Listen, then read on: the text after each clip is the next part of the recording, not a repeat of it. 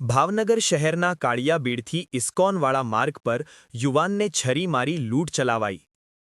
જાણવા મળતી વિગત મુજબ ભાવનગર શહેરના કાળિયાબીડથી ઇસ્કોન જવાના માર્ગ પર બેસી વાતચીત કરી રહેલા યુગલ પર હુમલો કરવામાં આવ્યો હતો।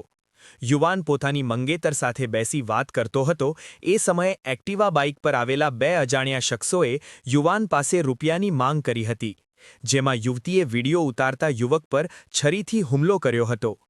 અજાણ્યા ઈસમો યુવાનને છરી મારી ગંભીર ઈજા પહોંચાડી હતી, તેમજ યુવાન અને મંગેતર પાસેથી 8થી 10 હજાર પાકીટ કરી 2 પાકીટ અને મોબાઈલની લૂંટ કરી ફરાર થયા હતા। ઈજાગ્રસ્ત મનદીપસિંહને સારવાર અર્થે સરકારી હોસ્પિટલમાં ખસેડવામાં આવ્યો હતો। જાણ કરતા પોલીસ કાફલો ઘટના સ્થળે દોડી આવ્યો હતો અને સમગ્ર મામલે આગળની તપાસનો ધમધમાટ શરૂ કરવામાં આવ્યો છે।